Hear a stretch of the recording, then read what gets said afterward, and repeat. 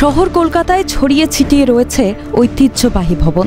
ইতিমধ্যেই বেশ কয়েকটি জায়গায় অসাধু প্রমোটার থাবাও বসিয়েছে। ধূলিসাৎ হয়ে গেছে বহু ঐতিহ্যবাহী ভবন, তার জায়গায় মাথা তুলে দাঁড়িয়েছে আধুনিক বহুতল শপিং মল। তাই আগামী দিনে এ ধরনের ঘটনার যাতে পুনরাবৃত্তি না ঘটে তার জন্যই পদক্ষেপ নিল কলকাতা পৌরসভার হেরিটেজ বিভাগ। কলকাতার ঐতিহ্যশালী বাড়ির খোঁজ নিতে শুরু করেছে কলকাতা পৌরসভার হেরিটেজ বিভাগ। খোঁজ খবর নিতে গিয়ে পৌরসভার আধিকারিকরা একটি ঐতিহাসিক বাড়ির সন্ধান পান। 48A কৈলাস বোস স্ট্রিটের একটি প্রাচীন ঐতিহ্যবাহী বাড়ির হদিশ মিলেছে। জানা গেছে 7ই ডিসেম্বর 1856 সালে এই বাড়িতে বিদ্যাসাগরের উপস্থিতিতে প্রথম বিধবা বিবাহ সম্পন্ন হয়। তৎকালীন ব্রিটিশ সরকার 1856 সালে বিদ্যাসাগরের ঐকান্তিক প্রয়াসে বিধবা বিবাহ আইন প্রণয়ন করতে বাধ্য হয়েছিল।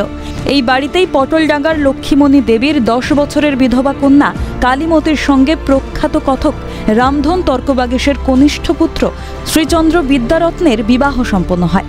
ইতিহাসের পাতা খুঁজে দেখলে দেখা যায় রাজকৃষ্ণ বন্দ্যোপাধ্যায়ের বাড়িতেই ঈশ্বরচন্দ্র বিদ্যাসাগরের উপস্থিতিতে হয়েছিল সামাজিক সংস্কারের অন্যতম গুরুত্বপূর্ণ উদ্যোগ।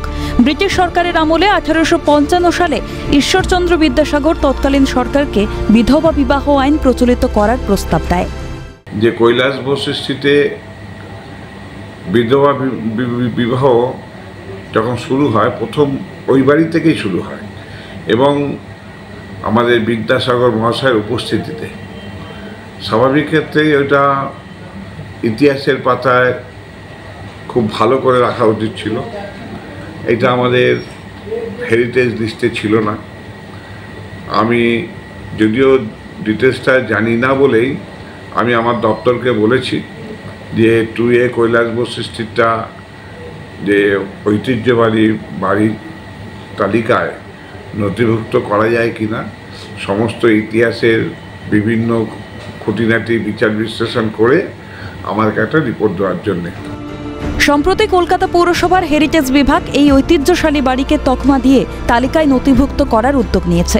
তবে এই বাড়িটি কোন তালিকায় রাখা হবে সেই সিদ্ধান্ত নেবে হেরিটেজ এক্সপার্ট কমিটি, এমনটাই জানিয়েছেন মেয়র পরিষদ হেরিটেজ বিভাগ। জানা গেছে বর্তমানে এই বাড়িটিতে কেউ থাকেন না, বাড়ির মালিক কলকাতার বাইরে থাকেন, তাই বাড়ির গেটে তালা বন্ধ রয়েছে। খালিদ জামালের রিপোর্ট, ক্যালকাটা নিউজ।